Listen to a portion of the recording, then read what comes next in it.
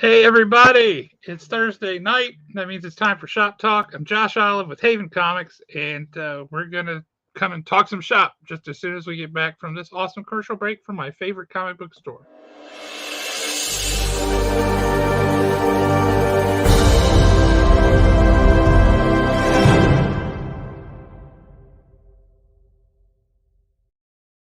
I hope that is also your favorite comic book store, and if it's not, um, come on. Come on. But speaking of things that are my favorite, I'm going to go ahead and bring on the one, the only, Alan Breedlove. What's happening, Alan?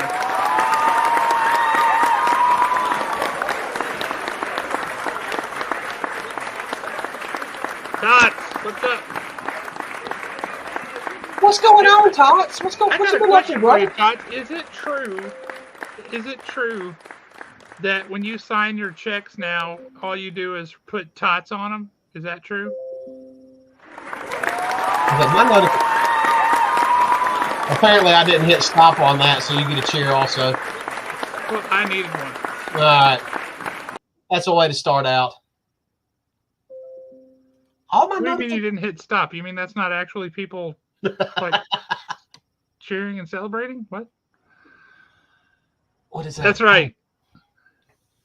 Or wherever you watch your favorite YouTube show from. We did meet somebody at the Sand Mountain Comic Con who watch us, and their kids were like, "Oh my God, these guys are celebrities," and we're like, "Why would they think that?" And that's because they cast it to the TV in their living room, and these kids think we're on TV. I was like, "Wow." More's the pity, we're not. Yeah, you know what? It works. I'm happy with it. I'm glad you're on tonight, though, Mike, because I've got something to show off. I think you're going to like. Yeah, and I've actually got a comic book that I know that you've been. That I know that we've all three of us have been reading, and it kind of confused me. I need some help on it. Yeah. Yeah. I'll just grab it right now. We'll jump right in. Let's help Alan solve his conundrum. So I don't have a ton to talk about because I knew a couple of these books were going to take some time tonight. But The Madness, issue number 6. Yep. Where did the dragon come from? I've read issue 5. I know I've read it. But where did the dragon come from? I think you need to go back further than issue 5. Okay, I'll do that. That kind of confused me right The dragon was mentioned earlier in the series, and I didn't think that it was like a literal dragon. I just thought it was a person, but I think it's a person that can be a dragon or vice versa. What's happening, James? Hope everything is going well, man. What's up, Jay? James! I really did like The Madness issue 6. I liked the way that it ended. Kind of bittersweet, wasn't it? It really was. It was kind of sad, to be honest with you. Yeah. Like, I mean, in the end, even though she had left her, in the end, she was not going to leave her. Yep. If you're reading it, that makes sense. If you're not reading it, it's weird. But the whole thing that you kind of get a little bit of an answer of what this entity is, but you really don't know even in the end. I like that. I mean, it really leaves it up to your imagination. Yeah, it really does. I thought it closed the series off pretty well. Like, it's a final, it's done. Yeah. There's not a lot of room for more. Yeah, and to me, it kind of left it as she is now the voice of the collateral damage. Yeah. I mean, that's the way that I took it there in the end. I thought it was very well done. I can't think of his name, but one of the guys that she was going after, I love that one line that he had when he's just kind of, it's almost like he's standing there above everybody else. And he was like, I was old when the pyramids were new. Yep. I was like, that's a great line. I like that. Yeah, Mike, I didn't get the feeling that they have much of anywhere to go with it. It felt like that was a pretty solid end. Now, it's open ended enough that I'm sure a writer like Straczynski could come up with a good idea and come back around with it. Um, but it's a satisfying conclusion if he doesn't. Yeah, they're really and truly by AWA, and I could be wrong, and please correct me if I'm wrong. I've only read one title by AWA that had a definitive end. There's no way to come back, and that's Sins of the Salton Sea. Yeah, there's not I a whole mean, lot of room to come back on yeah, that no, one. there was literally nothing to come back from. I mean, it was over. Period. Yeah. But yeah, I mean, if I think it's one of those where he could revisit it one day if he wants to, but he really doesn't have to. I mean, if he does, I'll definitely read it because I would like to, see where her story goes forward. But if not, I'm satisfied with what we got. I feel like we got everything wrapped up in a nice, neat little bow, and we now know that she's kind of found a purpose in life again. So, I mean, I did like that. Another one that I read, and I know that some people, I think this is one of those you either love it or you hate it. I've really enjoyed it. And there was 3 words in this that I never thought I would see in a DC comic book. And when I read them, I giggled and got a little bit excited. And that was Release the Kraken. Yes. Yes. Guys, Aquaman then brought the Kraken into it. I mean, that was great right there. As well he should. You're fighting Godzilla. You better bring the Kraken. Yeah, we're on issue 4 of this. And the way the Legion of Doom and the Justice League are written, I think the only thing that we're truly missing is Firestorm, and this could be Challenge of the Super Friends. I mean, that's about right. I mean, that's the way it feels to me. I've really enjoyed it so far. I thought it was funny that the least powerful hero they have is the one that's left babysitting King Kong. I thought that was funny. I thought, honestly, it worked. I was like, okay, what's he going to do? But he showed you what he could do in it. Yep. I just think I know some people just have not liked it. I don't know why. I mean, to each his own though, but I've really enjoyed it so far. I'm glad you're enjoying it. That's cool. I gave it a skim. I haven't read it since the first issue was kind of slow for me, and it just didn't catch me. But I've skimmed through it, so I've kind of stayed familiar with what's going on in it. There's a scene in here between Lois and Superman. Superman is, for all intent and purposes, I mean, he's almost dead. Yep. And nobody really knows what's going on. Batman is not accepting it. Batman is, in fact, Wonder Woman tells, I think, Wally, he's got to work through his grief because Batman is just not accepting that Clark is dead. It's just not, period, point blank. Well, Batman's got a tanning bed. He can throw him in and revive him instantly. Well, and that's just it, though. The whole bed thing that they're talking about is not working. But they bring Lois to the Watchtower. And this all takes place, for those of you that aren't reading it, this takes place before he asks her to marry him. So there's like a really nice, sweet scene between the two of them. Even though he's laying there about dead, she's talking to him. I mean, I've really enjoyed it. I feel like it's been a good, solid book so far. Not one that I'm screaming, hey, you've got to read this. But if you just want something fun to read, I say pick it up. Don't listen to the people that are saying that it's trash.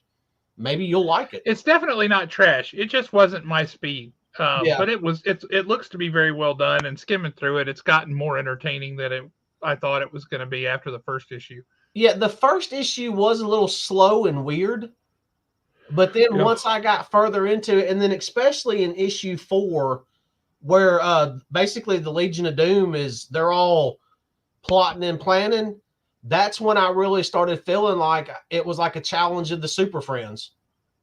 I was like, maybe that's what they were wanting to go with. I don't know, but I mean, that's the way it felt to me. Now, one that I'm definitely on the fence about, I know you absolutely hated it. Mm. I'm still trying to figure out. So you finally got to read it, huh? Yeah, I'm trying to figure out what the point of the story was. Haven't found one yet. Yeah, there was one part that I liked at the end of it that made me go, okay, I want to know about this. But for the most part, issue 1 of Cobra Commander fell flat. Could not agree more. I would have liked it more if it would have been he was doing everything he could to take down Cobra Law and he wipes it out and then it's over with and we never hear about Cobra Law again. I could have supported that. That would have been okay. I do like Grunt at the end of it. That right there is what made me say, okay, what's going on here? Well, and fair enough. I agree with that. Yeah, and I think we're so far removed from it coming out that I didn't give any spoilers. I mean, people that are going to read it have already read it. I do understand that it's a relatively hard comic to get your hands on. Yes, it is. But we only have 2 copies left. Yeah, I did enjoy the art. I mean, I like the way everything looked. I like the layout. I thought it was well presented. It's just the story really didn't do anything for me. Another one that I finally got around to reading, and I mean, yeah, we're kind of G.I. Joe heavy here for a second, but that's okay. G.I. Joe 303. Yes. Is it just me or since they have moved to Image Comics, what little bit we've seen of her, does it seem like Scarlett's, let's say, appeal has gone through the roof? I'm going to let you take all the time you need on that. I mean, take it. I love the way you described that. That's hysterical. No, I would have to agree completely. That's what a good artist can do for you. I mean, when the previous artist was quite good. I really enjoyed what the artist was doing at IDW. But Chris Mooneyham has like raised the bar. Yes. I love the way he's playing with the shadows, and we still have not seen Snake Eyes' face. I appreciate that tremendously. Because it is still weird that Snake Eyes is talking. Yeah. Now, granted, that last panel, we all know that's a setup. I mean, clearly staged, right? Yeah. That's what Bill Fisher was asking last week. That last page was a staged, right? That was just a setup. No, yeah. Yeah, but when you flip the page and you get that first glimpse of Scarlett and you're like, huh. And then you see her like up in the rafters and you're like, huh. I see what you did there, Mooneyham. I appreciate that. Snake Eyes, old boy. Well done. Well done. I appreciate you, Mooneyham. The Serpentor Khan, I'm enjoying him a lot more as a mutant than I thought I would. Oh, same here. I really was not sure about this whole mutant thing. I was like, that's just like a step too far, you know? But I kind of dig it. It's a fun thing. It can't last forever, I don't think, but it's really good. Now and I know I'm going to butcher the name. The Revacine, or however you say it, Revance, whatever they are. The AI. Revanche. I don't know how they pronounce it either, but I just call it Revanche. Or Revanche. It's probably French. Revanche. I do like what they're doing, combining the two, and it looks like we're about to. Yeah. I mean, we're getting the next generation back, pretty much. Yep. That's really cool. I mean, I just like what they've done with it. Period. Yep. I'm so glad that they've kept this story and they did not combine it with the Energon universe. Oh Lord, me too. I would have been very, very angry. Which brings me to the next one. And before I give my thoughts and opinions on it, I want to hear yours because I want to I just want to hear yours first. But that's Duke issue number 2. Yeah. I already tried to talk around this.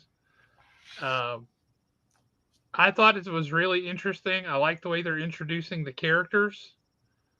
Right? You're getting to meet folks that you know, and you're like, oh, okay, he's cool. Oh, I like this way that they're showing him. I really enjoyed that. I'm still trying to wrap my head around how Duke can be so good and Cobra Commander can be so bad, and I don't mean like on a moral scale. Yeah. Right? Like Duke is everything I want, and Cobra Commander is everything I do not want. Okay, so I read this today, so this is still extremely fresh in my mind. But, and we've only said this about a couple of comic books, and this is just my honest opinion. This is one of those books that when you're holding it and you're reading it, it feels epic. I mean, you can tell that this is truly the beginning of something. And it kind of feels 1982, 83, right? You've got that bit of nostalgia really shines through, but in a good way. Yeah, and then the simple fact that maybe it was just me not paying attention, but when I realized in issue number 2 that the Joes have never been before. Right. This is literally the beginning of it. I love the way Clutch was introduced. Loved it. I thought that was great. He was not a character that I was expecting to be introduced. This come out this week, correct? No. No, was this last week? Okay. My weeks are still kind of messed up. I love the way Baroness was introduced. Uh-huh. I thought that was great. She's officially introduced in the next issue, but yeah, the way they brought rock and roll into it. Excellent. I thought Stalker. I thought the whole thing has been laid out perfectly. And then the fact that the pit is actually a jail cell right now. Uh-huh. I liked that. I mean, I'm like you. I don't understand how Josh Williamson has done so good on this and then turn around and it feels like Cobra Commander's already been fumbled. Cobra Commander just feels like a sci-fi book that has nothing to do with anything that's ever been G.I. Joe. Yeah. Like flying manta rays and all that stuff. Like, I don't need that. Yeah, globulus and all that stuff. It was just kind of, I mean, I like the art on it. I didn't like the art at all. That art did not appeal to me. It looked very unfinished and raw in a way. Sometimes I think that can look really good, and I don't think in the case of Cobra Commander that it does. Well, I liked the way that it looked when he was laying in the bed and he was all bandaged up. I thought that looked really good. I thought that was an interesting page layout, but I didn't like the art. I thought the art was decent. I mean, I'm trying to find a positive for Cobra Commander. If you find a real one that you think I might connect with, let me know. Because to me, the only true positive that I found in it is Grunt.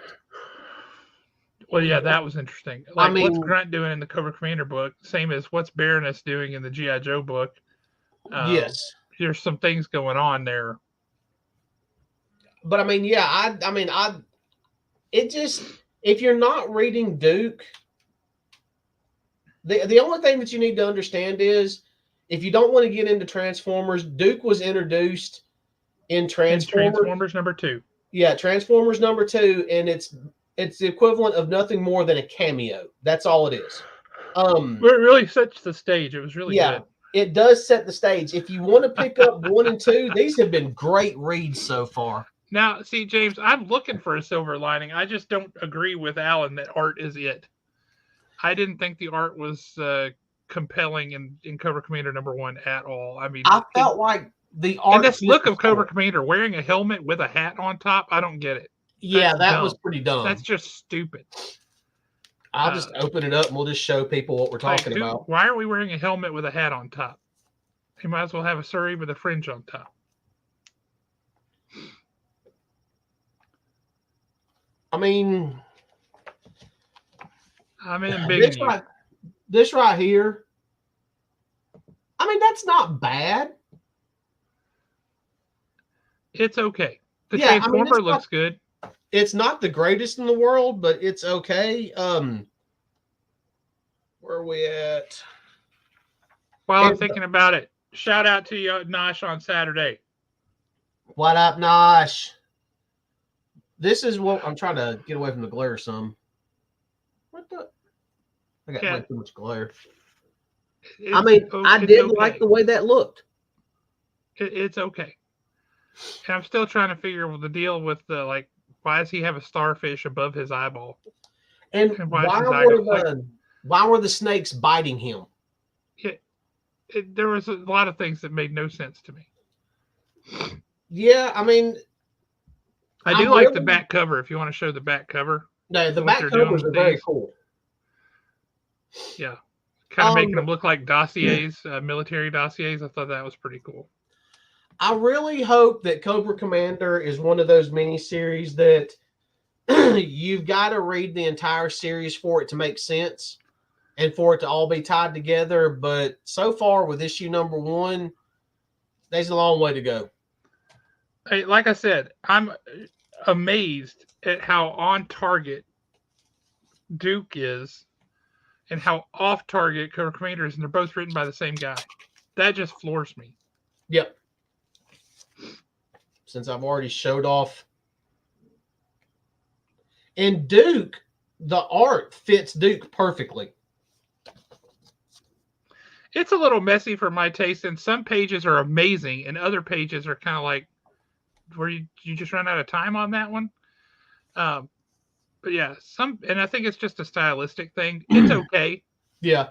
But some pages are way, way, way better than others, and I don't know if they're just the ones he really cared about or what. I know I'm coming across like a jerk. I couldn't draw that. I mean, I couldn't at all. So he's infinitely more talented than I am. I just don't know the discrepancy in the quality of the work is just kind of strange to me. It's consistently inconsistent, if that makes sense.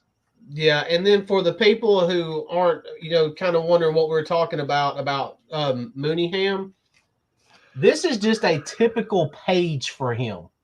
Yeah. And then look at the flipping sunrise. I mean, well, that's mostly going to be to the colorist. Yeah. But agreed. And it's nice to see Spirit, man. Look at Spirit like that. Oh, we don't get to see him much. Then he makes that comment about I can ramp up to 200%. Yep. And you're just like, yes, you can, and we know you can. Now, for those of y'all that caught my Scarlet comment, and before you think that this is overdone, it's not. It's very tastefully done, and I'm about to show y'all what I'm talking about. Scarlet's appeal in that one picture right there. It's just her face. Just her face just shot through the roof. And yes, that is Snake Eyes laying beside her, and that's as close to his face as we can possibly get. And I like the way that he's done that to keep the mystery. But then that's the Snake Eyes and Scarlet up in the rafters.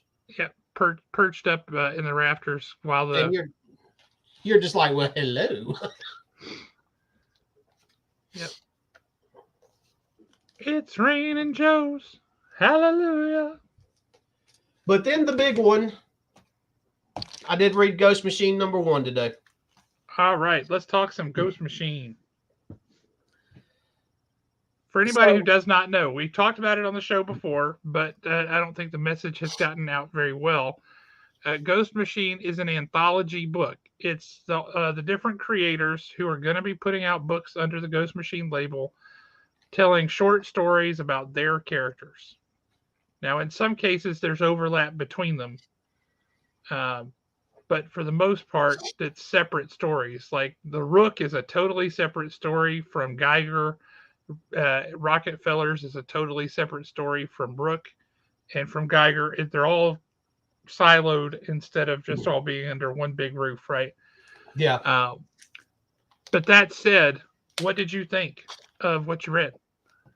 I really, really, really liked the way that it transitioned from Geiger into Redcoat and then back into Geiger. I thought that was really well done too. That was like a seamless transition. There was a line in Redcoat that if we do not get the rest of this story, I may have to write a congressman. When he's talking about Davy Crockett and he says Davy Crockett was a bit of a wild man, just ask the Sasquatch. Oh, okay. Yeah. Find me a Sasquatch. I want to hear that story now. Yeah, I'm with you. I want to know more about that one too. I mean, that was one a good line was like, whoa, hang on, wait a second. And I don't know if it's just because I like Captain America and I like the Blue Baron. I like these guys that are like frozen out of time or what have you. Yeah. And I like the character of Redcoat. I find him interesting. Like you discover on the field of battle in the Revolutionary War, when you get your head shot off, that you are in fact immortal. Like, okay, then what do you do? And the fact that the name drop of Benedict Arnold.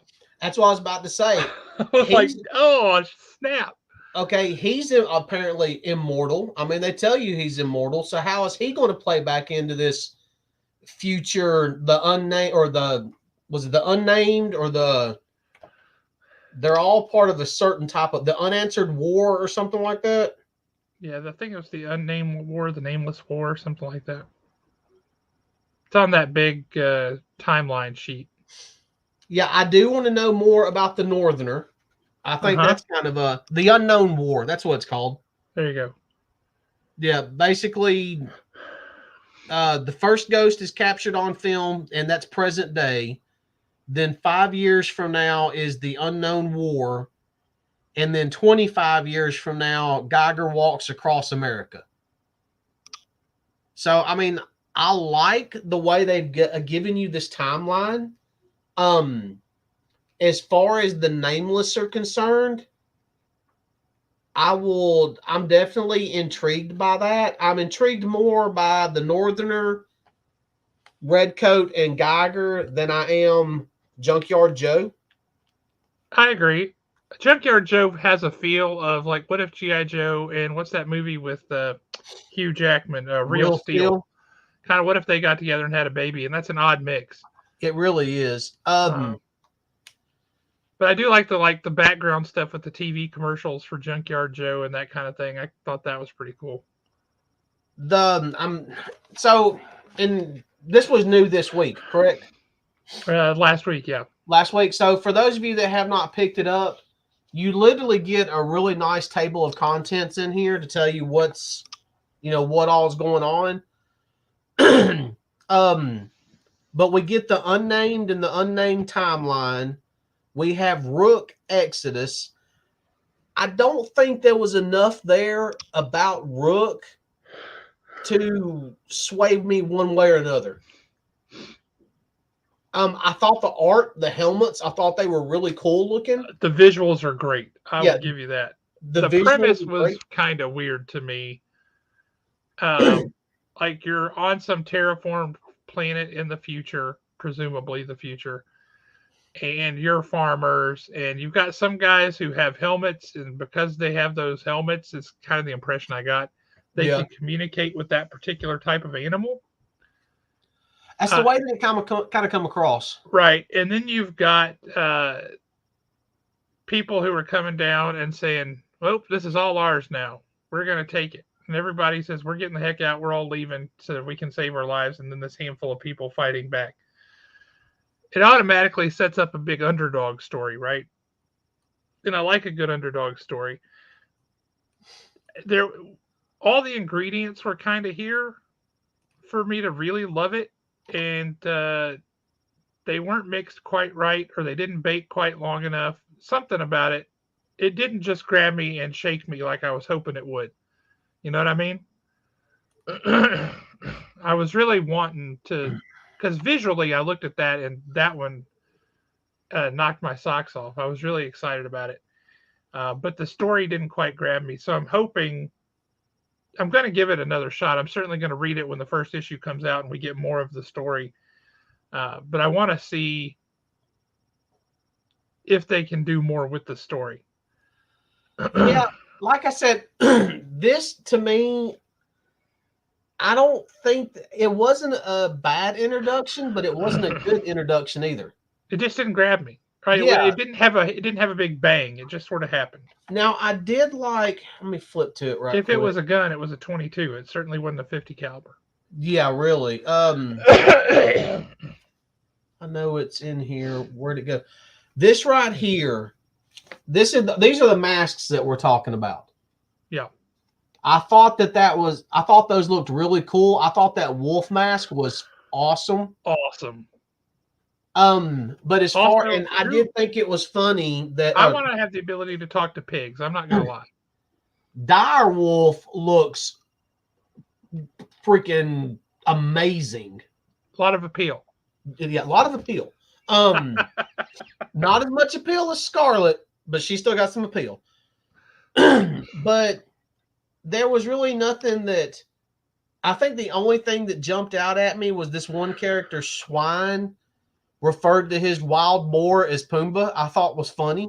That was hysterical. I thought it was great. But now here is the art on it. I mean, the art is not shabby at all. The art is superlative. The art is gorgeous. Looks really good.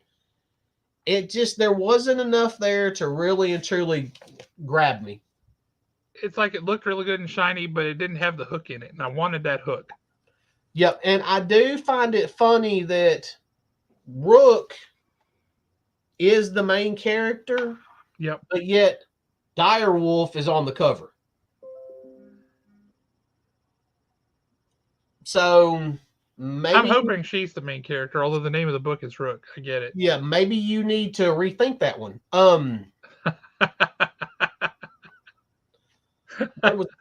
What'd you think about the Rockefellers? Honestly, the Rockefellers, for some reason. Well, you got to be the right kind of Southern to say that. You make that sound good. The Rockefellers. The Rockefellers.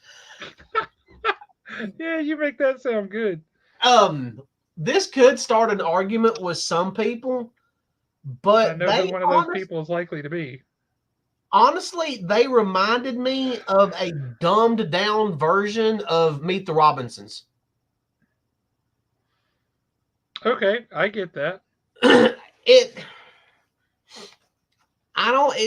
didn't do a ton. I mean, it was decent art and everything. But it really took me by surprise. I really liked it. And that's the art on it. The art again was really good. Yeah. And partially just because the look of the main guy, it feels to me kind of like Iron Man and Fantastic Four got mushed together. And it's a family-friendly book. It's intended to be an all-ages book, which clearly books like Rook are not, or Geiger.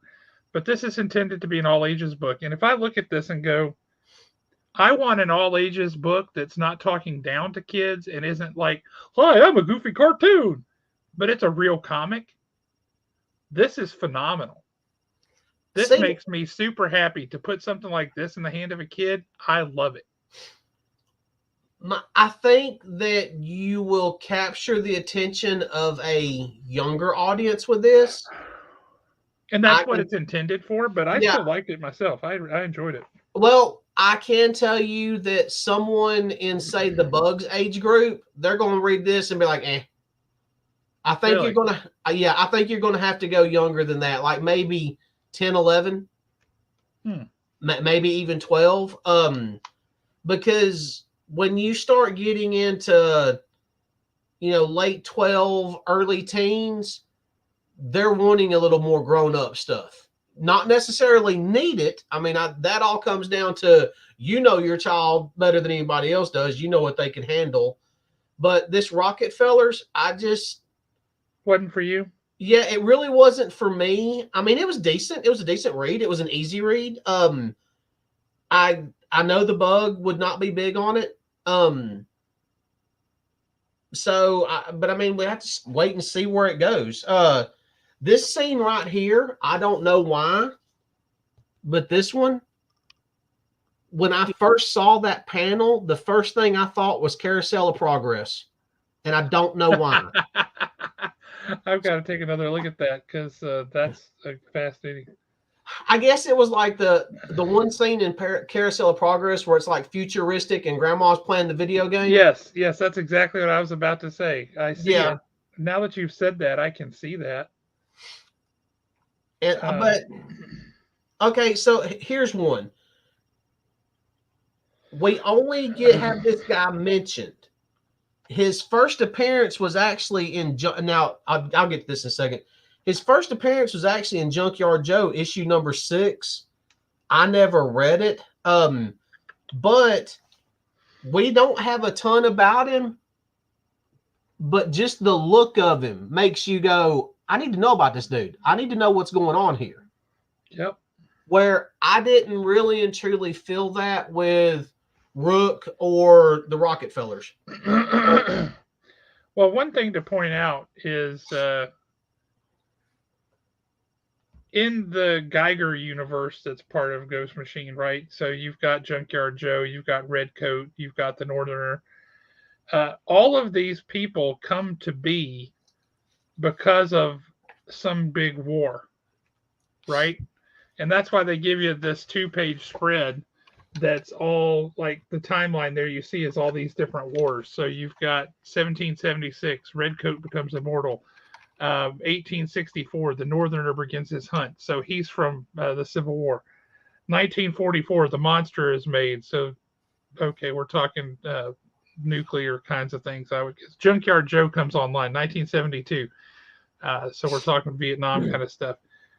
So yeah, you just go through these and you're like, okay. So when you see the Northerner and you kind of take him in that context of that's a dude who's been around since the Civil War. That's really cool. The little bit, they give you a little tidbit of history about the guy and says that the Redcoat believes that Northerner is plotting against him, but he believes that about everybody. Right? So you get a little bit of an understanding of who these guys are. I'm curious to see how this world shakes out. Really, really interested in that. Now, one that I have not seen yet, this American Widow X says. Yeah, I haven't seen her yet either. Yeah, in 1997, American Widow X has her revenge. That's at least that sounds interesting. Yeah, I want to know more. Yeah, I want it. It's kind of Starship Troopers. Would you like to know more? Yes, I would. Now one thing that I definitely, and I have not read every single one of these yet, but one thing that I definitely liked about Ghost Machine 1 were all these bios. Yep, I really liked that too. I thought I like that we got some story and then that, not just that on its own. Yeah, and then that would have driven me nuts. And then they flat out tell you, because you'll get folks that'll argue over the first appearance of a character. Well, there's no arguing that here because they tell you flat out, this is the first appearance of this character. Yep. First appearance of Redcoat was the 80-page giant in 2022. First appearance of the Northerner, Junkyard Joe, issue number 6. There is no arguing about where these first appearances are. The nice thing is, I think if I'm me and I read this, I'm like, this Redcoat dude is cool. And then I flip the page and I go, wait, his first appearance is in what book? I'm going to find it. Yep. For those of you who are online watching, have you read Ghost Machine yet? Do you plan to? What are your thoughts? We want to hear from you. Tell us what you're thinking. Once it got past the Rockefellers and you got into the Hornsbys and those others, those were definitely aimed at kids, like younger kids, and I didn't care for it. Not that I don't care for aiming books for kids. I mean, they weren't for me, right? Honestly, I felt based off of what little bit we got about Hornsby and Halo, I felt like that is going to be a better kids series than the Rockefellers. Interesting. I kind of liked that premise. I thought that was a little more fun. I thought it definitely was that. But once again, I think that until we know exactly where the story is going, I think that's both of those are definitely geared toward preteen. I definitely thought that about the Hornsbys. I Yeah, thought the Rockefellers might appeal to a broader range, maybe a little bit older. Yeah, 10, 11, 12. But, once they get to about 13, 14, that's when they've discovered music and everything else. So I just don't know if they're going to sit down and read a book like Rockefellers. I did. Well, now I was also reading Stephen King, right, at that age, but I didn't. I would read. I was, and maybe I'm the weird one, but I was equal opportunity man. I would read both of those and just go back from one to the other and felt great about it. Well, see, when I was that age, yes, I was reading my comic books, but I was reading stuff like Nth Man. That's going way back for you younger kids. But I was reading stuff like that, but I was reading Clive Barker when I was not reading comic books. As weird as it sounds, I was literally devouring everything Anne Rice wrote and reading comic books. So I just don't know how. Maybe they've got a grand plan.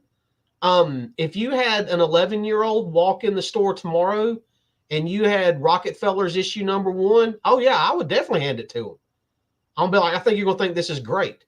If you've got a 15-year-old, 14-year-old boy walk in the store tomorrow, I'm gonna be like, dude, put that Rockefellers down and pick up this Duke number 1. You're gonna love it. But I mean, that's just my personal opinion on that. Hyde Street was kind of, there was definitely enough there to make me want to read more. Yep, I agree. Because the whole thing really and truly did not make sense. There's a Hyde Street on every street, and apparently Hyde Street is where all the bad stuff happens. Yep. Which makes I like the name being like a Dr. Jekyll as a double entendre there, yeah. Yeah, and then the creepy little dude wearing the X-ray glasses, the very last panel of Hyde Street. It felt weird from a formatting perspective to put this story after the kid stuff. Yes, because after the kid stuff, you've turned around, you got a scene like this. Yeah, like what's going on there? That just felt like strange programming. But I did like the page of old school comic book ad stuff. Yes, I thought that was great. This is fantastic. This is not a comic book ads. This is part of the story. And I don't have to read every word. No, but it's fun to do. I don't know about you, but when I flipped to this and I saw this page, the first thing that I zeroed in on was the monster right here. Oh, yes, absolutely. Because he looks awesome. Yeah, I mean, I enjoyed Ghost Machine number 1. It was definitely different to read, it being an anthology. This is one of those books that if you read it, you neither love it nor you hate it. There's aspects that you like, and there's going to be aspects that you don't like, but that's how all anthologies are. Well, what it does is it gives you the option to say, okay, I'm really interested in this and this. Yeah. And you can follow the ones you like because they're going to be their own books separately. This is just an introductory book. I will say I like how instead of sea monkeys, you have piranha people. Yeah, that was funny. And also, if you can't tell over here, the Prankies Trick Gum. Here. Yeah. You can't read it, obviously, because the text is too small, but it looks like real chewing gum, but tastes like onions, ghost peppers, and arsenic. It's too funny. Tastes like arsenic. That's hilarious. Wow. But no, Hyde Street I thought was interesting. It definitely got my attention. I just found the placement of it very strange with the way that they laid this stuff out. But on the whole, I think for me, I'm really interested in the Geiger redcoat northerner that whole world. I'm very interested in that. I still want to check out um, the Rook. There wasn't enough story there to get me excited, but the artwork was spectacular, and I'm hoping the story will catch up when he has more room to flesh it out. I thought the Rockefellers was really good. It was much better than I expected it to be, and I thought that was pretty good. And I like having something that I can recommend to anybody of any age group that's still just like good, solid comics. Uh, the Hornsby and Halo kind of felt like an attempt at Archie a little bit, which was weird. It was fun, but definitely meant for a younger age group. And There then were, Hyde Street was just a bizarre finish to this, but I really liked it.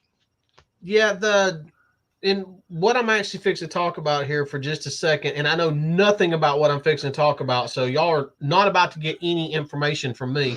But you have this page, this double page in here, Yeah.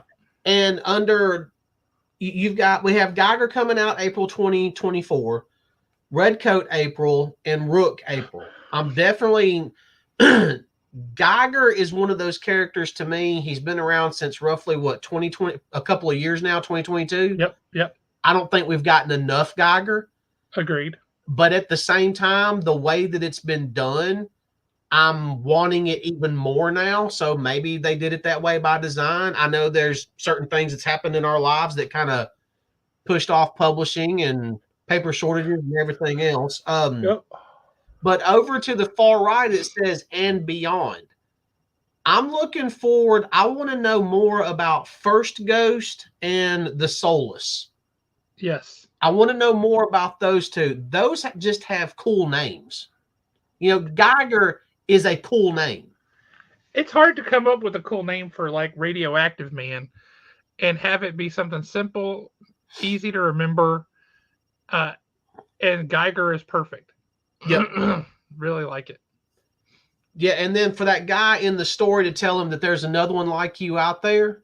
Uh-huh. No, you're not going to just give me that snippet and then go to something else. Yeah, it's the other guy's name is Counter.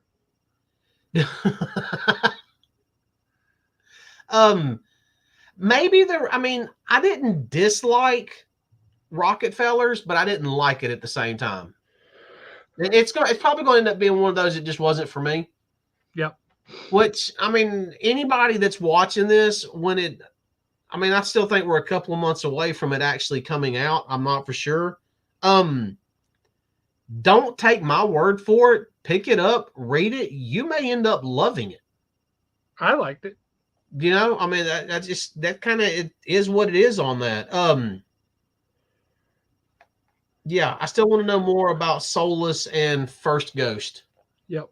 So now, is Ghost Machine, the actual book itself, is this going to be the only one they do like this, or will this be like a...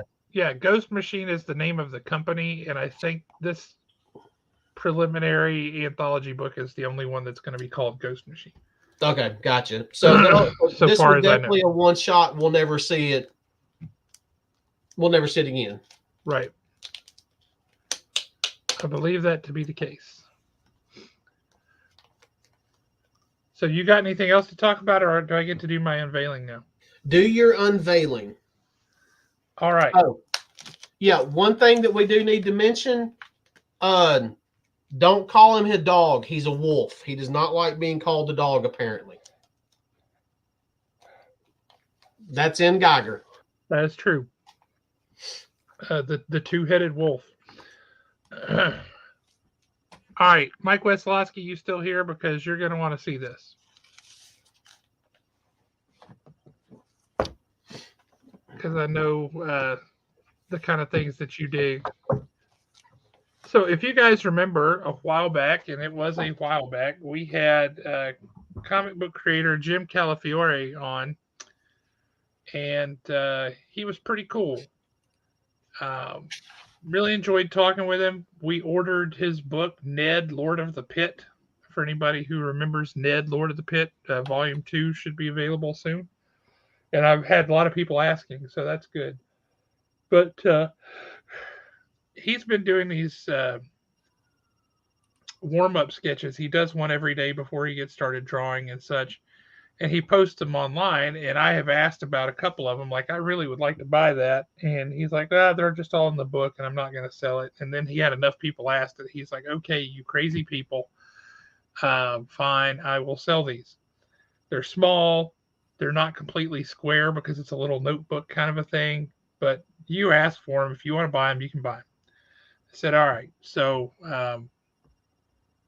he finally caved, and he posted some of these online so that people could buy them. And I bought a few of them. They showed up in this nice little envelope. Isn't that great? So, very politely marked, do not bend. Hopefully they did not bend. So we're going to open them up, and we're going to see what we got here.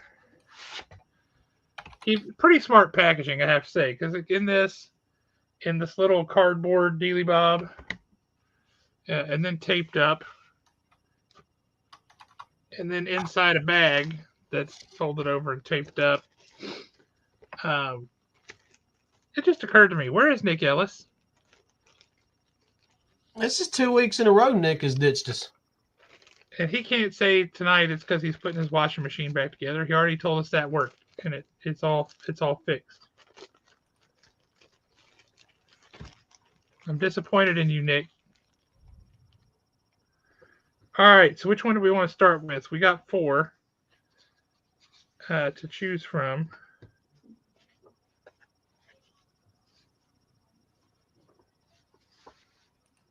Pick a card, any card. Let's go with number 2. From your left or my left? From your left. From my left. Number 2 is a gift for someone who doesn't watch the show, so it's okay.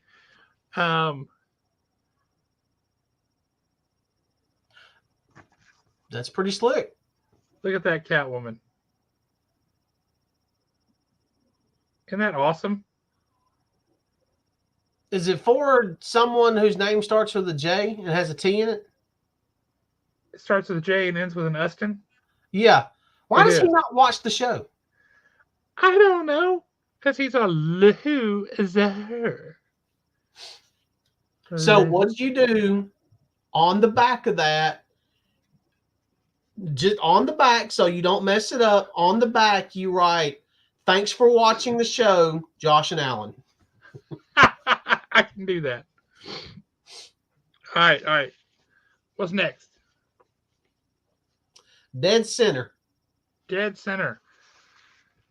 This one is it's a little bit messy compared to the others, and it's still got a lot of pencil marks on it that he hasn't erased. But I kind of like it because the whole thing is a little bit raw. And this is it's pretty powerful. I dig it. That is pretty sweet looking. I mean, it's beautifully simplistic, if that makes sense. Yeah. I love the light and the shadow, like the backlight from the explosion, and the way that the legs are shadowed and his whole left arm and all that. That's really cool. What gets me is he considers these warm-up sketches. Yeah, that's a warm-up sketch. I'm like, how sickly talented are you, you jerk? But how great is that? Honestly, that's beautiful. It's just awesome. It made me happy. So I like that.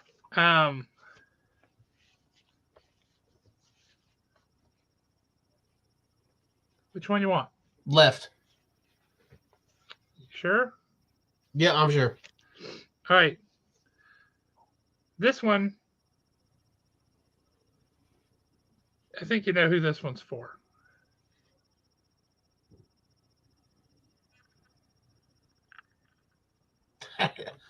That is just wicked. He said he really likes a gritty looking Moon Knight, and I have to say that's pretty impressive. Yeah, that is gorgeous. You need to frame that one and hang it up in your home office. I really do, and that is the plan. Isn't that awesome? That is beautiful. And once again, it's a warm-up sketch. Yeah, that's a warm-up sketch, people. He still has a few available for sale on his Facebook page, by the way, Mike, just so you know. So that leaves us this last one, which is also a gift for somebody else who doesn't watch the show, so it's all good. This is one of those negative space kind of deals, and it's remarkably effective, I think, this particular one, and I really, really dig it. Oh no, that's cool. Even a little bit of skyline in the dark on the side over there, where he's got that dark bar. Yeah. Just at the bottom, it's just got the skyline space. But how cool is that? That is super cool the way he How did many lines he actually drew on the page and what he was able to accomplish with it is just incredible. I'm going to his Facebook page now. Yeah, if you want to pull up his album, we can show some of the other stuff he's got on there, because I'm sure now that we've finally convinced him to sell some of these, that he would like to sell more. So it's under, so go to photos, then yeah, click he's got an album that's specifically his warm-up sketches. And then just warm-up sketches. Okay. Mike, that is Jim Calafiore, who was on the show. He did that Ned Lord of the Pit comic. I'm going to go to Facebook and find it and make sure I'm pointing in the right direction. Is this it? Hang on one sec. Let me come back to that page or that tab. Yes, that's it. I don't know if he's pulled out. Yeah, you can see the Captain America one there on the third row down to the left. Yeah. So if you scroll through, I mean, there's all kinds of different ones here, and those are for sale. That animal is pretty slick looking too. Oh yeah, Animal's great. The Mummy is great. The Mummy is beautiful. The Bride of Frankenstein is awesome. Yep.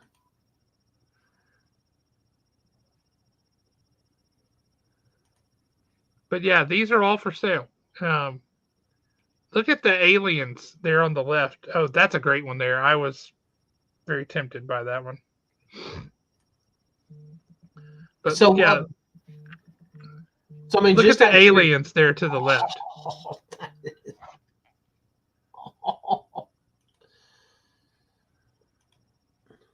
Let me see what it says. Morning warm-up quick sketch. Okay. Right? Doesn't it make you want to just punch him in the face? That kind of talent, that's ridiculous. Yeah. He's got one more Moon Knight on there. If you look at to the left there, on the far left. Where at? Right underneath the alien. Oh, okay, got you right there. That's pretty slick looking too.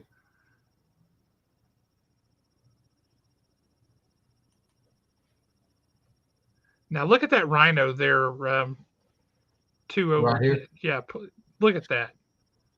See, he calls that a warm-up sketch, but that looks like it should be in a comic book. It absolutely does. It's phenomenal. Is he ever coming to the Pop Culture Expo? I don't know. I would like him to. I like that Daredevil. Oh, yeah, Daredevil's a good one.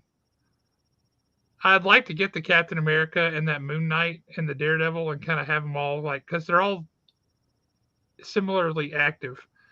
If you go, yeah, there you go. That's what I say. Click on that one. That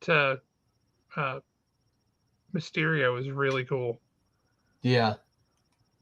He looks scary there, right? He doesn't look like a goofball villain. He looks scary. The Shadow. I mean, I'm not a big fan. That's just cool looking. Yeah, that's a fun one. The Shadow Nose. His Oh, look at the swamp thing and the man thing. His Planet of the Apes are just unreal. Yep. Just quick warm-up sketches. Yeah, look at those swamp thing and man thing right there. Oh yeah, both of those look good. Was that Robbie the Robot? Danger, Will Robinson. Danger, danger.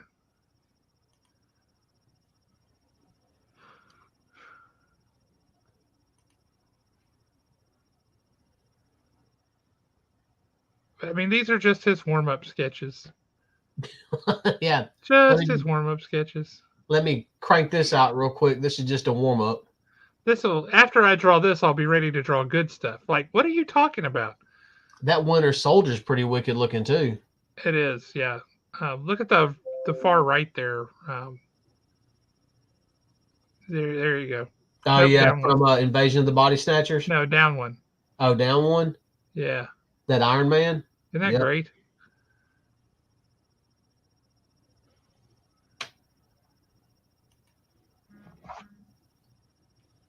Let's see what he has to say. Yeah, this Jack Skellington's wicked looking. I would like to see what if this is a warm up, what he actually drew right after one of these. Oh, for sure. I love the Charlie Brown looking Scarlet Witch is great. I love the Charlie Brown looking Jack Skellington though. Click on that because that's hysterical. Oh yeah, that's just fantastic. So clearly both properties, right? Yep. You know, go down to the Flash. That one's incredible. Once again, this Loki right here looks like it could be in a comic book, and then he considers it a warm-up sketch. Yeah, go to the Flash, the red one there. Holy smokes. Wow. Isn't that something?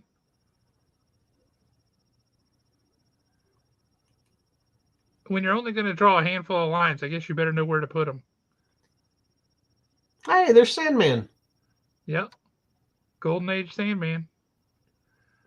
Oh, click on that Taskmaster right there. Wow. Right? Doesn't that just make you want to like, oh, I didn't know I needed a Taskmaster sketch, but I guess I do. So we've got the red one here, and then if we go back a couple of places, we've got the black and white one. Boom, that's a great one. Yep.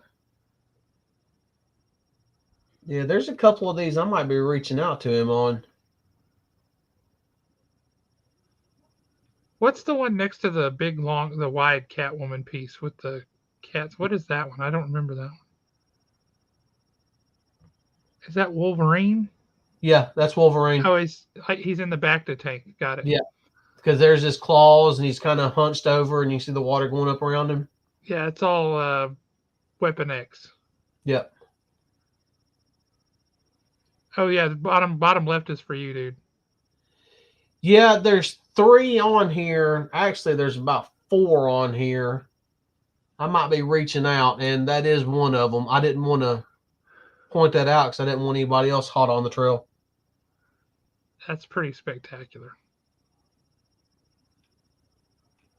Oh, that's where I even CC'd you on it. Yep. I forgot. I tagged you on that one. I was like, that's a cool one. Yeah, I'm going to have to reach out to him because I wouldn't mind having that one, the Sandman, and then Bug needs that Scarlet Witch. That Scarlet Witch is pretty great. I love that he's got Audrey from Little Shop of Horrors right next to Groot. Yep. That Reagan from Exorcist is pretty wicked looking too. Oh yeah, that's creepy. Is that Skeletor there? I think it is. Right here? Yeah, it's really small. Yeah. There you go. Man, that dude can draw a pretty wicked cloaked figure with a skull face. I'm not even a big He-Man fan, but that's pretty amazing. This one, I like this one. That one's cool looking. That's very moody, right? Yeah. Very atmospheric.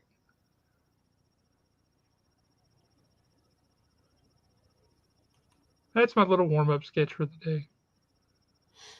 Do. Yeah, I wished I warmed up like that. It's a trap. Good Lord.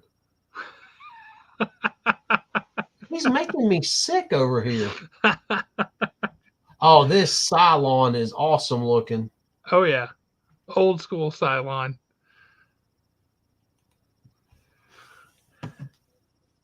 But pretty great stuff, all told. And so I snagged a few. If y'all don't get the rest of them or get some of the others, I'm probably going to go snag a few more because they're so cool. So apparently, Nick's wife is making him clean the house. Did you see that picture? Yeah, I saw it. That's taking him a whole hour, apparently. And we're like, I was trying to get. Oh, there we go. All right.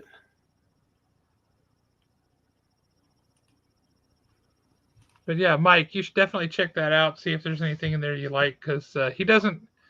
It took some convincing to convince him to part with these drawings, uh, and he's got them priced pretty reasonably too. So that's pretty swell. Are you friends with Scott Johnson on Facebook, Alan? I do follow him on Facebook. Have you seen all his posts about the upcoming G.I. Joe classified action figures that all have his art? Yep, I saw Man. that. I saw that.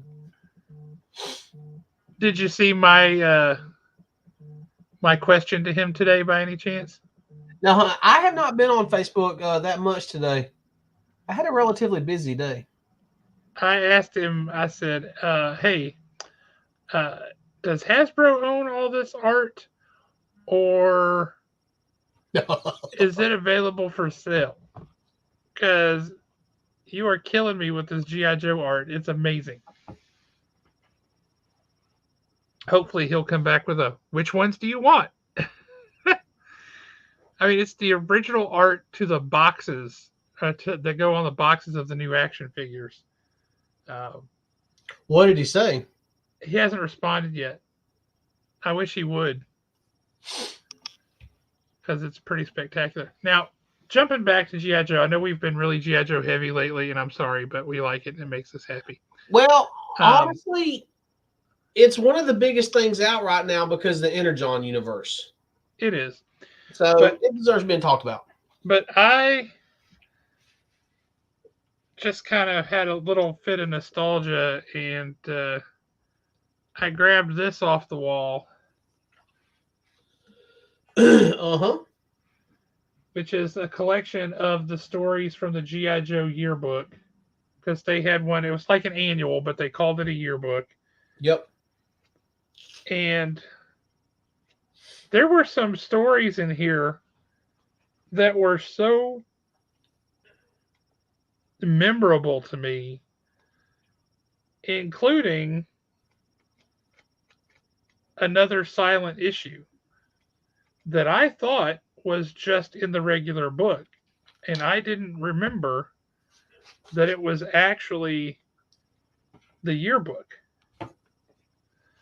But this cover right here, you'll remember that cover. Oh, yeah. That's a silent issue, just like Silent Interlude number 21. And I think it was number 85 was another one. But holy smokes, what a great issue this is. It's got everything, man. And the art is just superlative. Some of the way that the characters are, not the characters are drawn, but the layouts and the where the camera angle is placed, just really fantastic. But this one page, Storm Shadow is dressed like an old dude in a trench coat and a hat and all this stuff. And he gets onto a nasty subway, and these guys are like, well, we're going to show him. And he turns his cane into a sword, and then he gives them all a haircut. And it's like the weirdest thing to have happen in the middle of this comic. But you see over here? Yep. You got a guy. I'm going to show you the previous page so you can get a good look at their hair.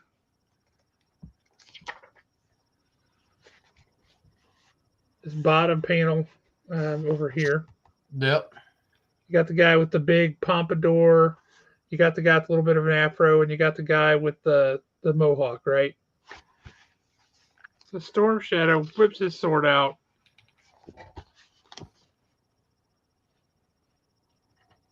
And cuts their hair. And then you skip a panel where he jumps off the subway.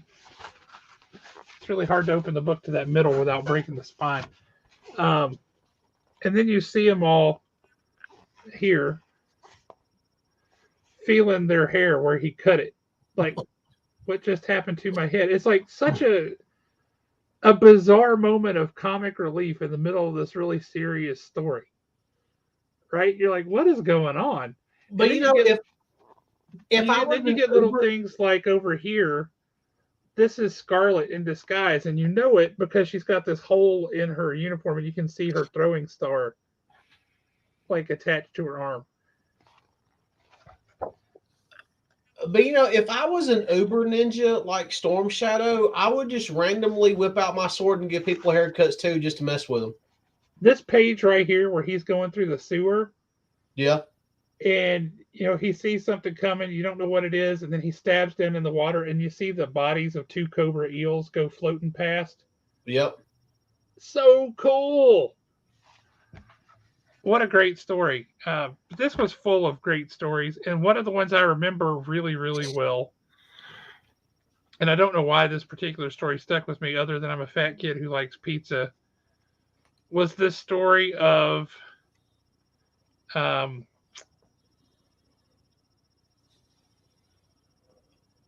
all of the chefs who work at Cobra Island are down with the Bulgarian flu. And so the Dreadnoks have to provide dinner. And they have, of course, chocolate-covered donuts, grape soda, and yummy little frozen pizzas that they slam down on the table in front of Serpentor and Dr. Mindbender.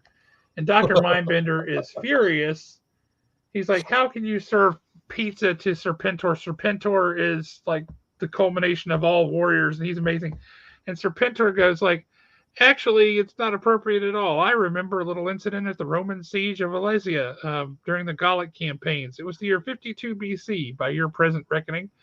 And he essentially goes on to tell this little story of how some dude invented pizza, like taking some old pita bread and putting some cheese and whatever else they had laying around and a little bit of olive oil on top and then cooking it.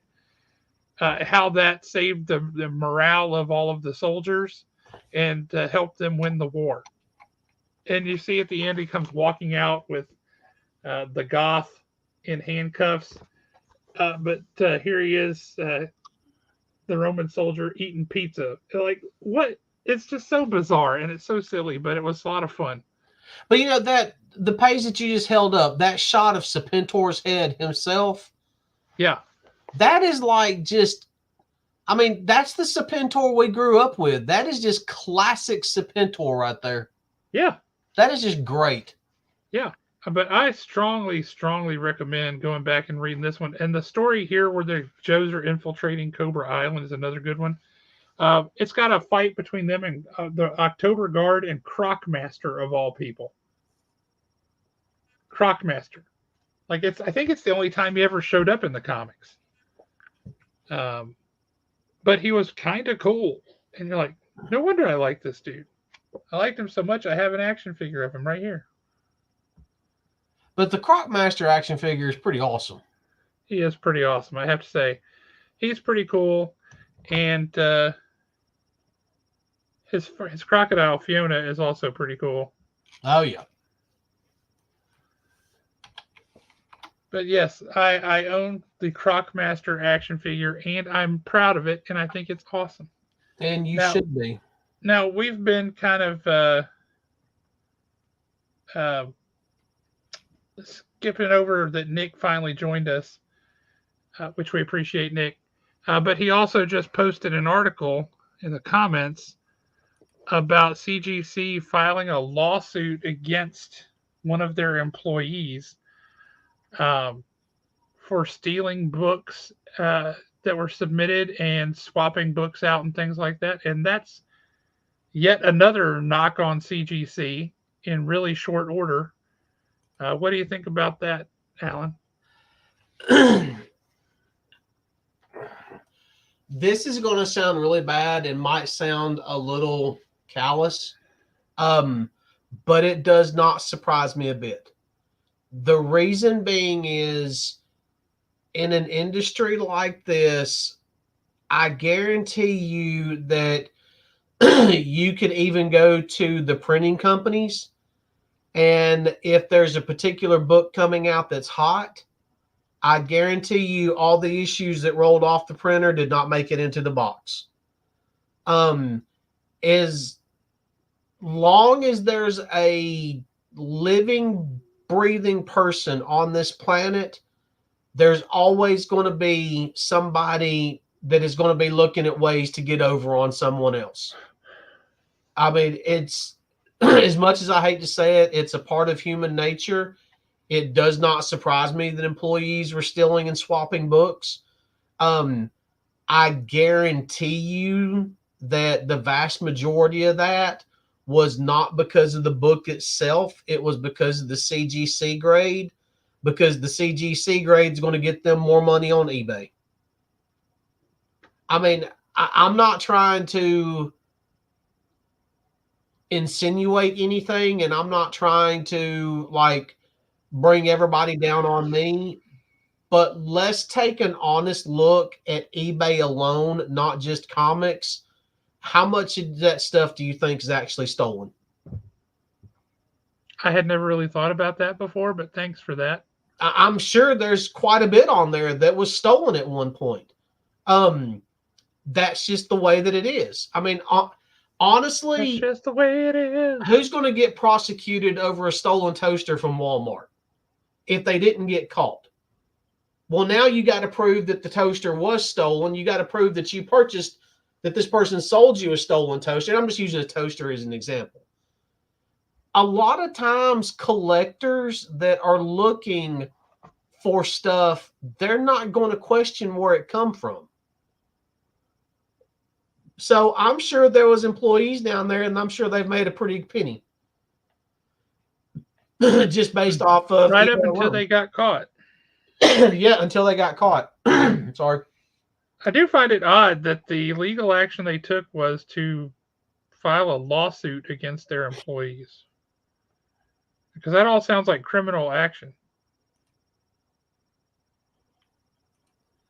But you know, if you can prove that they stole it and sold it on, well, I'm using eBay as my example. I'm not trying to come down on eBay. Everybody's purchased from eBay before.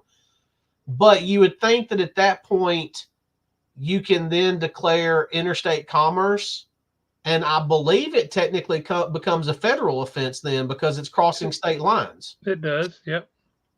So why stop? I mean, honestly, I think I would be going for the bigger fish in the situation. This is funny. Somebody on this post changed what CGC stands for from the Comics Guarantee Company to Can't Guard Comics.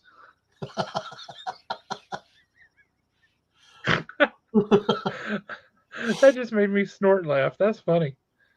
Yeah, Can't Guard Comics. That's pretty good stuff.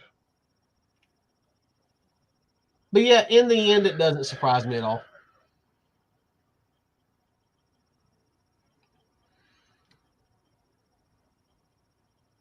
I'm over here looking at Hasbro Pulse. Brother, you better watch out for that. Because did you see the ones that they released the art for today? I hadn't seen the ones they've released the art for today. I was actually looking at the pre-orders.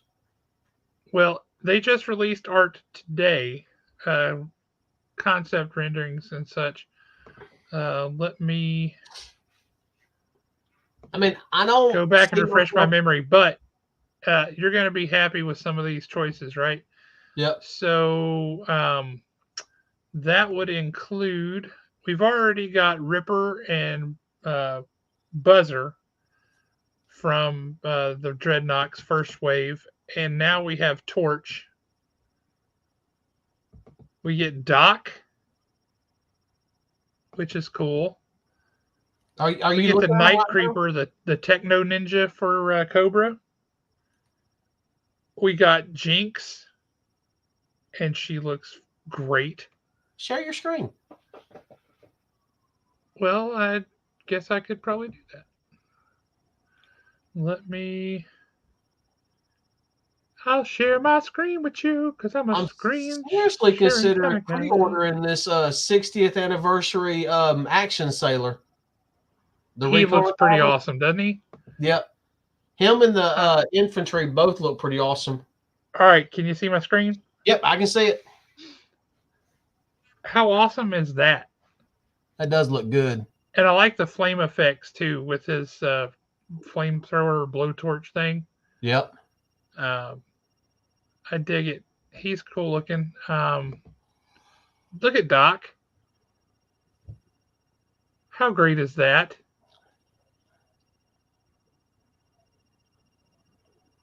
That makes me happy. God, you know who would have made a great Doc in the movie? Who? Or if they did a real G.I. Joe movie? Right.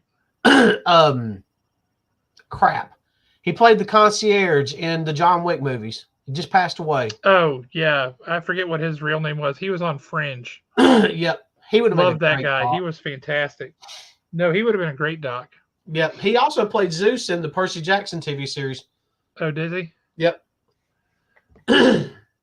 Tiger Force. Yeah. It's the same character you already have, just with a new paint job. I'm not a huge fan of that. Although I do like that they gave Roadblock the little, like, paint across his face. Yeah, a little war paint. Yeah. But look at the Night Creeper. Oh, wow.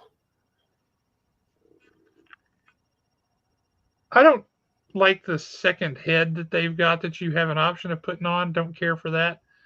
I like the original. That crossbow looks wicked. Yes, it does.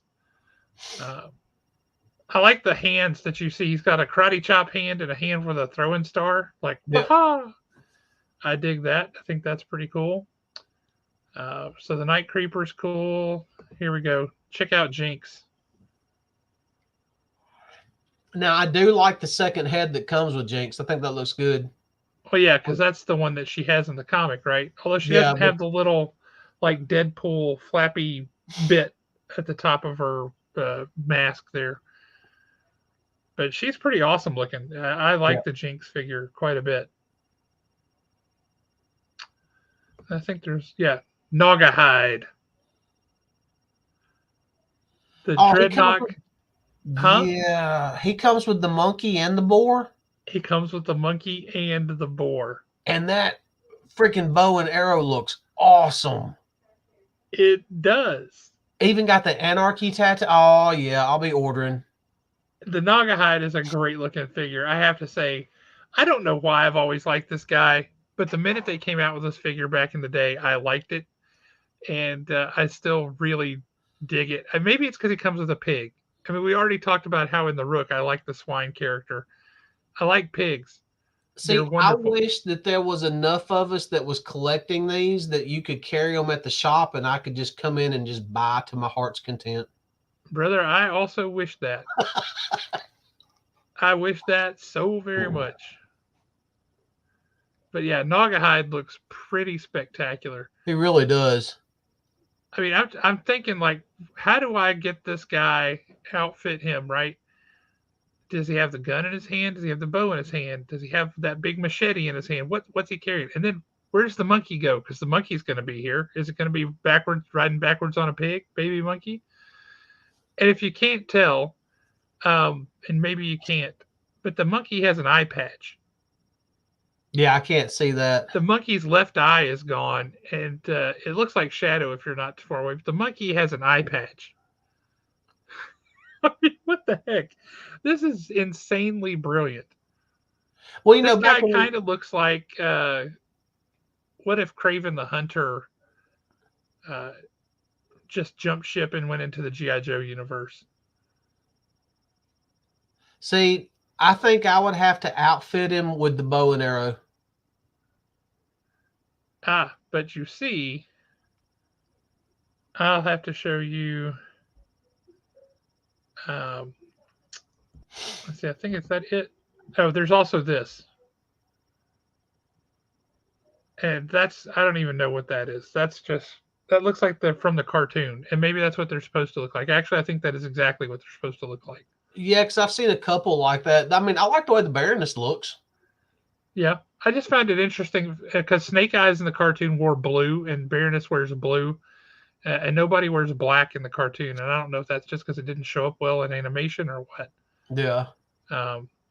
But you asked about the bow and arrow, so I will show you. The bow and arrow is the exact same bow, exact same arrows with the shadow tracker figure. Oh, okay. Oh, okay. I just think that looks good though. It looks really good. And the arrows all in the quiver like this, Yep. one of them comes out. Comes out. And that Nice. you can pose him so that he has got an arrow knocked on the bow. So Nice. this one's got this cool knife that I like, so I couldn't, I had to give him the knife. Although, truthfully, he also has this really cool axe that I like, but he has too many cool things that I couldn't outfit him with all of them. So I just had to give him the bow and the knife. Do we Yeah, still I have feel like anybody watching while we talk about this stuff? yeah, there's We some have a people handful of watching. people. God bless you. You guys are great.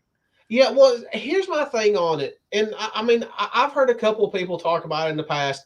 Oh, those GI Joe figures, that's like $25. Honestly, those are probably the only action figures out right now that you're getting your money's worth. I've I have some trepidation at that $25 price point. I'm like, that is pricey. But then you're absolutely right. They're not built on the cheap. Mm-mm. They're super designed. They've got a lot of great stuff. They look fantastic. When you're on a meeting and you're not on camera, they're great to play with. I didn't just say that out loud. But seriously, no, they're really cool. I love the design of them. I think they're great, and it's fun to have a little. I mean, you can see I've got a few behind me here. I've got this whole like Cobra's over here and Joe's are over here. Kind of vignettes where you can see them all. I'll give everybody a quick tour, uh, very quick. So you've got Cobras, a whole slew of Cobras over here. More Cobras, one back up there in case you can see him. More Cobras and Dreadnoks. Cobra Ninjas over here. Snow Serpent down here. You got the Trouble Bubble, Major Blood, Scrap Iron, Firefly, Cobra Officer. And then over here, it's getting dark down here. I apologize. It's just not, wasn't expecting to do this. But you've got G.I. Joes. You've got several. It's too dark. Can't see them. More of them up here. That wolf spider is really great too. And then you come up here. Yeah, you know that wolf spider stays sold out all the time on their website Oh yeah, because I keep scrutinizing it because I'm going to order it as soon as it's not sold out. but yeah, I've got this whole battle going on over here, and I dig it. It makes me happy. Uh, Did good you ever stuff. get your shockwave in? No. Oh Really? wait, yes. No, I did. He's down here where it's too dark to see. Oh, okay. Oops, I just knocked over 3 guys trying to pick him up to show you. Yeah. Carrying his I got mine baton. outfitted the same way. Yeah, carrying the baton, ready to kick some butt and take some names. I dig it. I did just knock over Dusty and Gung Ho though, trying to get him to show y'all. Dusty's cool. I like Dusty. The problem is Dusty has a very uh, distinctive helmet, which I also like. It works for him, except that it doesn't stay on for some reason. On this particular action figure, his helmet's popping off all the time. And I don't know why that is. Don't know how to fix it. It's got the little flaps on the back of his helmet, right? Yes. Like go down his neck. Yep. Is that what's causing it to pop off? It doesn't appear to be. This one just appears to be slightly too big for his head, maybe. But then this is Gung Ho, and this one does make me awful happy. I mean, that's I like that I like how they figured out how to give him the tattoos and everything. Like he's got the Marine Corps tattoo there. Yep. I will say you can take his hat off, and that's just weird looking. That little scrap of carpet on top of his head. Like, Yeah, what is the see, point of that? Just shave that. yeah, Gung Ho should be bald. He should be totally bald. Agreed. And you know, there's one that is sold out. It's still on pre-order and it's sold out. And I'm glad that it's sold out because that means I'm not spending the money on it. But I'm also mad that it's sold out because I no longer have the option of spending the money on it. Which one's that? Clutch with Vamp. Well, you know, it's funny you say that because I bought one and it's on its way. And if you want, I will sell it to you. I don't know. We'll see. Now I have the option of it again. Oh, See, Lord. options back on the table. You got to pay for that helicopter, though, don't you? That's one of the reasons that option's on the table, okay? You sound like me now. Yes, the Dragonfly, not to mention the wingspan on that thing is like 3 feet or something. It's going to be enormous, and I have no idea where I'm going to put it.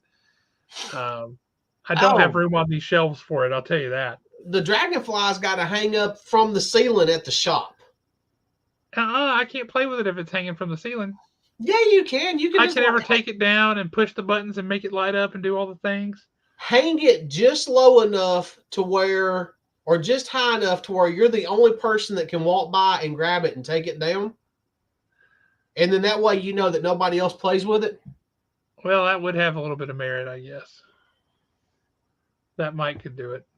Back in the day, I don't remember if you came to Haven back in the day, but when we were at the first original location, we had the original series Dragonfly and the Cobra Rattler fighting each other, hanging from the ceiling. Yeah. Oh, did you see the new Superman light in the back over the video game when you came in? Is that the one that's been in the box forever? Yeah, we finally got it hung up. No, I didn't. I literally had enough time yesterday to run in, grab my books, and run out. That is so disappointing. Also, I will say when it gets dark out and that light is on, it's a little creepy because when you look toward the front of the store, it reflects in the window. Yeah. And so you get this bizarro light because it's backwards, right? Yeah. So you have a bizarro light in the window, and it's kind of creepy. You're like, what in the world? But it's good stuff. Now that's funny. And you know, I'm sitting here looking at it and I'm thinking about it. When is that Clutch with Vamp supposed to come in? It's still a couple months out. Oh, okay. Yeah, chances are you've already sold it.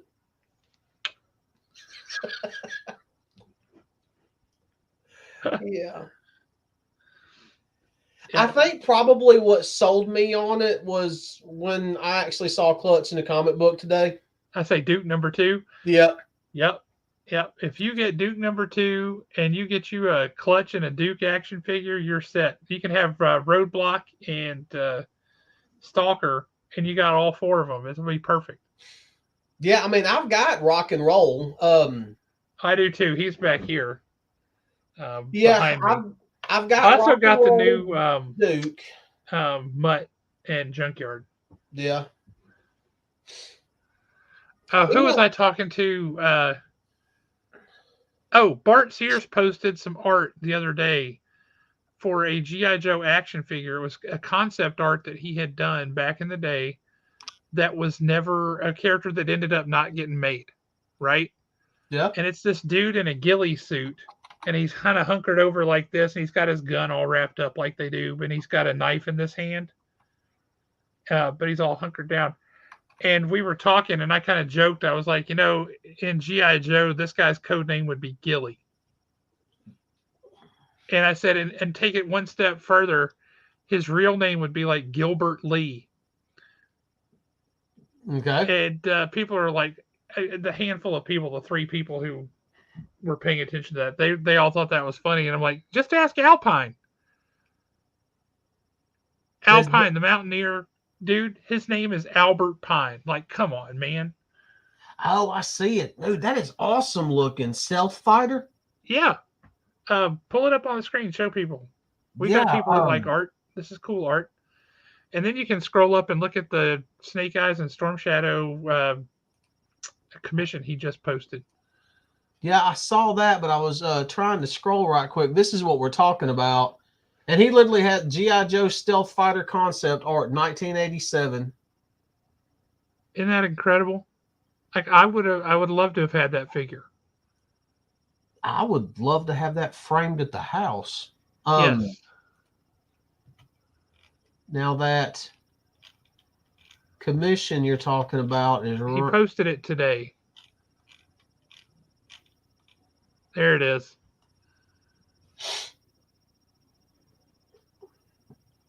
So good.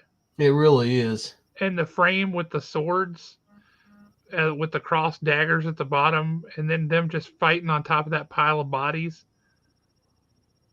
It's so good. His Storm Shadow is great, and I don't know why, but his Snake Eyes looks really good. You know, the person that I would like to see do like a Snake Eyes and Storm Shadow fighting, and not because of the way they would draw it. It to me, it would be the colors that they use, and some because I mean this person's color and stuff like nobody else. Mark Spears. Oh heck yeah! I would love to see what type of colors, especially the background colors, that he come up with for something like that. Now that you've said Mark Spears, I would like to let people know at the Huntsville Comic and Pop Culture Expo coming up in April, Mark Spears is going to have his. Mike says, I saw Alan scroll double back there briefly on the Power Girl sketch. Thank you, Alan. That's right, Mike. We know our audience. He's looking at the appeal. Yeah, it's all about the appeal. But anywho, Mark Spears is going to be set up at the Haven Comics booth at the expo. So you want you some Mark Spears art? All you got to do is come by the Haven Comics table. You know what that means? That means the whole time we can sit there and look over his shoulder and talk comics and such. That will be a lot of fun. I'm looking forward to the expo this year. I am too. I'm excited for it. We need some more comic book people. We definitely do. We certainly need that. And I'm looking forward to having Nathan Zerdy and Bianca back. Yep, that'll be fun. And I mean, look, it's just the six of us now, and we know who one of the four online is. If you catch wind that they're going to stop by the store like they did last time, if you'll let me know, I'm going to slide him my G.I. Joe sketch variant before the show and just say, hey, take your time. That way you can get this one out of the way. Blah, blah, blah. I would suspect that they will be coming by. That would be my guess. That would be my guess. Yep. That would be my hope. Because I'm going to give him two characters and tell him to surprise me which one he wants to do.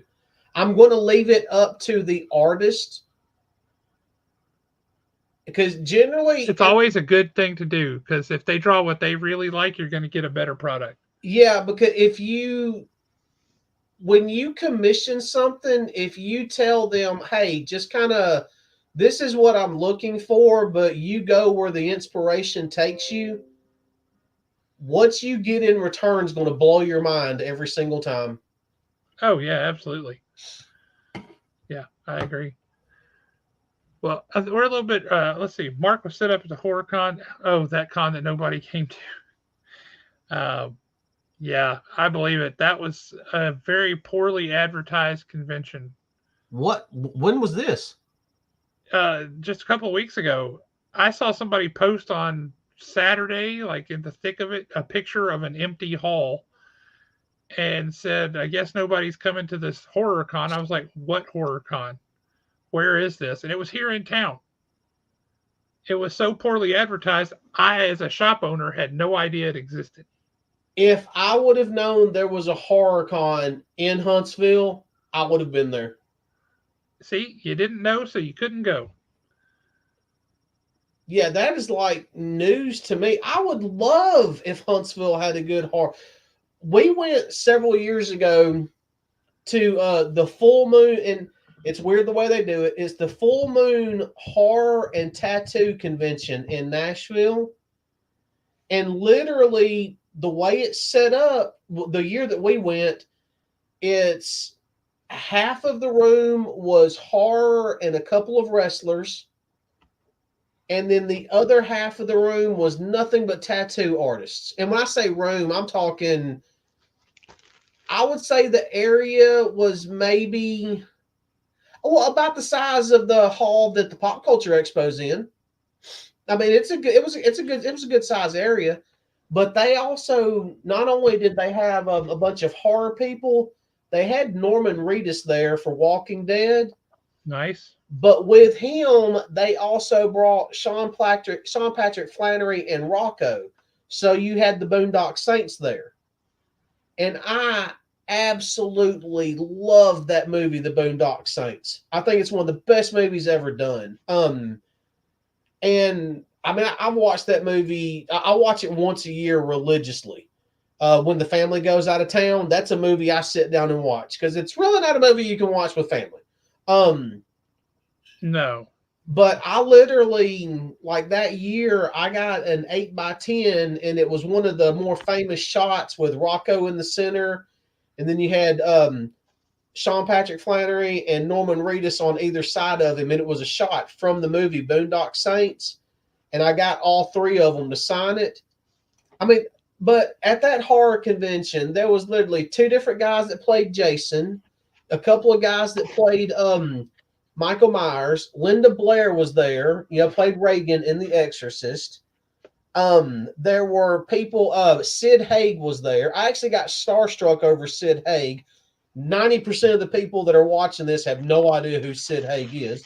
I mean, it was so much fun, and I would love it if Huntsville had something like that. So y'all do this again. Y'all need to advertise that better because I'd have been there spending money.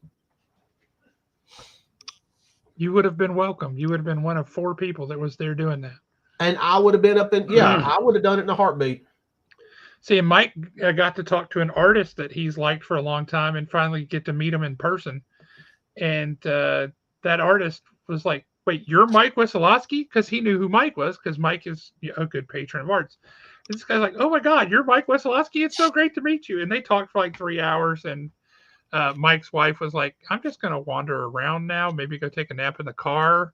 And I'm going to come back 3 hours later and you're still talking. Was it, I mean, was it on Facebook? It was a 2-day show too. It was Saturday and Sunday. Was it on Facebook or anything? I don't know. I didn't know anything about it. All right, I got to Google this. Was it this past weekend? No, it was a few weeks ago. Okay. I think it was pre-Ice Apocalypse. Correct me if I'm wrong on that, Mike. Huntsville HorrorCon 2024.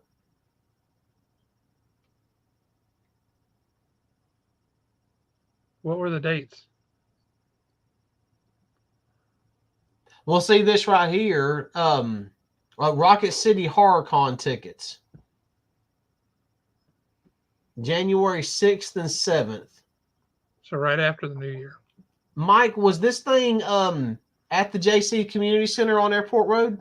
Yeah, he already put that in the comments. Oh, did he? Yep. Oh, well, crap. I was sick that week. Oh, well, that was right at the beginning of me getting sick. So, but yeah, all I'm seeing is buy tickets. I don't see anything else about it. I mean, the more you know.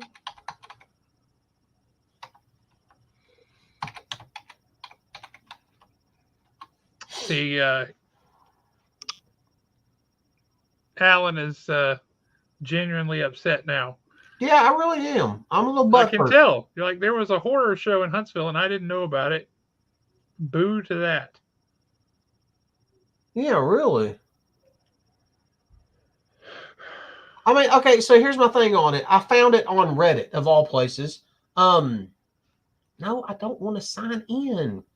Every time I sign in on Reddit, I get in trouble on Reddit.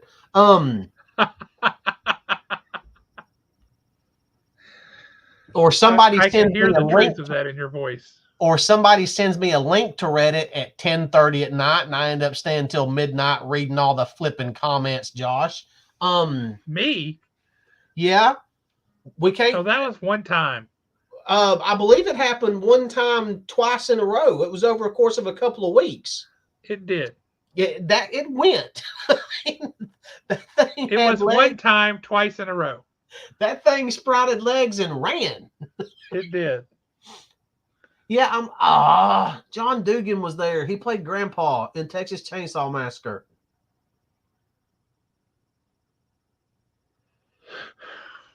No. Yeah, somebody literally posted, did anyone end up going to this? Details on Facebook were sketchy at best. At best, I would say that's true. I mean, I'm not sitting here saying that this would have been like an end all be all show, but the thing is, and this goes for any show that anybody wants to go to, no matter where you live. If it's a small independent show, keep in mind at some point, San Diego Comic-Con was a small independent show. Yep. The more you go to this stuff and the more you support these smaller shows, that just means that next year a few more people will hear about it, or they can add a couple more people because there's a few more people coming. So just because you think, oh, well, it was just this place down on Airport Road, a smaller building, I'm not going to go waste my time. No, waste your time. Go. The Huntsville Comic and Pop Culture Expo started in the JC's building 8 years ago. Yep, and look at it now.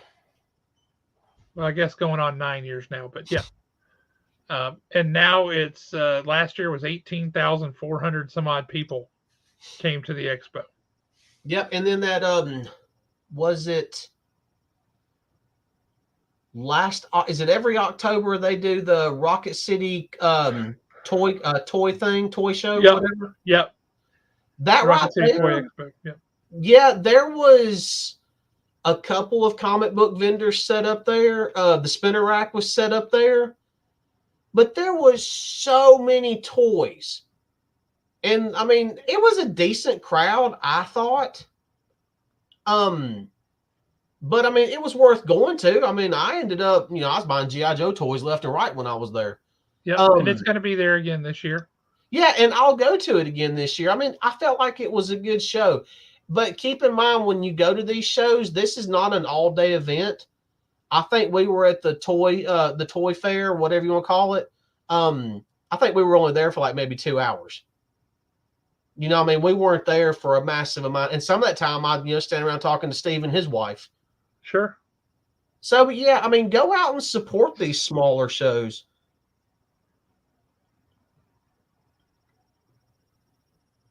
Okay. The same guy that does the Lowell Mill shows? Did the Horror Con, yeah. The only thing I don't like about the comic book show, now see, I would have bought stuff like that too. Because I mean, she's a horror icon. The only thing I don't like about the Low Mill shows is if you go at just the right time, you feel like you can't move in there. There's so many people. That's the only, other than that, I mean, I enjoy the Low Mill shows. Yep, fair enough. All right, sorry, I went on a rant. No, it's all good. It's all good. I'm just looking at the clock and saying that it's about time for us to sign off. Let's do it. Anything you want to tell the folks before we go for the week? Read more comics. Pick up, dude. It's only read more comics, and then bring those opinions to the show so we can talk about them. That makes it even more fun. Yeah, because I mean, was it last week? I think the vast majority of the stuff that we talked about last week was comments that was coming from the audience. And it was great. Yeah. That was a lot of fun. Yeah, read some comics and let's talk about them.